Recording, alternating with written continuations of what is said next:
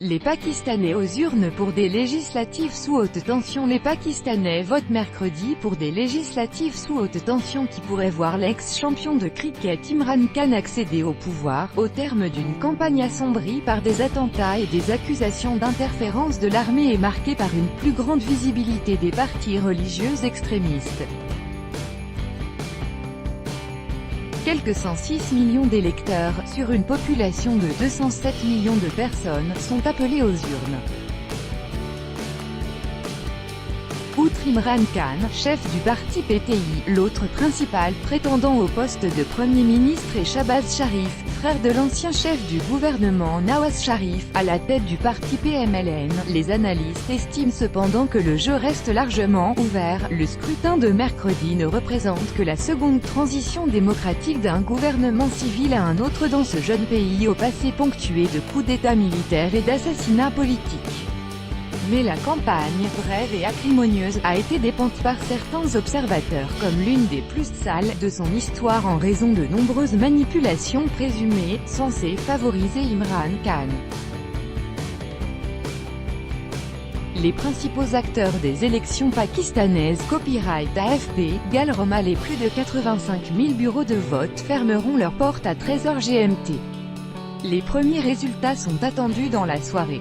Les électeurs se pressaient mercredi dans les bureaux de vote de Lahore Centre. J'ai donné ma voix au PTI bien que je sois pas leur partisan. L'ancien Premier ministre, Nawaz Sharif, a essayé de discréditer notre armée et par colère j'ai voté PTI, a déclaré à l'AFP Khalid Mehmood, un homme de 72 ans dans un bureau de vote d'un quartier populaire. Le chef du PMLN, Shahbaz Sharif, a voté lui aussi à Lahore. Je veux dire au peuple pakistanais de ne pas perdre de temps et de sortir de chez eux pour voter et changer le destin du Pakistan, a-t-il déclaré aux journalistes. Imran Khan est pour sa part attendu dans un bureau de vote de Bani Gala, près d'Islamabad. Shahbaz Sharif, chef du parti PMLN et jeune frère de l'ancien Premier ministre Nawaz Sharif, vote aux législatives, le 25 juillet 2018 à Islamabad, au Pakistan. Copyright AFP, Wakil KOHSAR. Quelques 800 000 militaires et policiers ont été déployés pendant la journée pour assurer la sécurité du vote. La commission électorale pakistanaise a aussi octroyé aux gradés des pouvoirs judiciaires étendus à l'intérieur des bureaux de vote. Malgré cela, un policier a été tué et 3 autres blessés tôt mercredi lorsque des inconnus ont lancé une grenade dans un bureau de vote du district de Khouzedars, dans la province instable du Baloutchistan, sud-ouest, a indiqué la police. Et à Swabi, nord-ouest, un militant du PTI a été tué et 3 autres blessés dans un échange de tirs avec des partisans d'un parti rival, l'ANP, selon la police. Une série d'attentats avait déjà endeuillé plusieurs meetings électoraux à la mi-juillet, tuant quelques 180 personnes dont 3 candidats. La situation sécuritaire du pays demeure néanmoins bien meilleure qu'il y a quelques années. Population pakistanaise. Copyright AFP, Laurence Chu, par la grâce de Dieu, nous voulons assister à une élection pacifique, avait déclaré mardi soir à la presse le secrétaire de la commission électorale, Babar Yacob. Mais nous avons encore des défis sécuritaires, et nous recevons des menaces de différentes natures, avait-il admis. Bras de fer. Les électeurs, parmi lesquels près de 20 millions de primo-votants, doivent choisir un successeur au parti PMLN, aux manettes depuis 2013. Son principal rival est le parti Pakistan Tehreek-e-Insaf, PTI, d'Imran Khan. Connu comme ancien playboy en Occident, il se présente dans son pays sur un programme réformiste et anticorruption, mais flirtant parfois avec des thèses extrémistes. Il est aussi accusé de bénéficier de l'appui en sous-main de la puissante armée.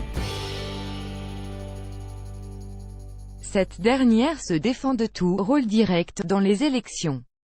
Des Pakistanais attendent pour voter lors des élections législatives, le 25 juillet 2018 à Lahore. Copyright AFP, Arif Ali. Une troisième formation, le PPP de Bilawal Bhutto Zardari, fils de l'ex-premier ministre assassiné Benazir Bhutto, pourrait être appelé à former une coalition avec le vainqueur.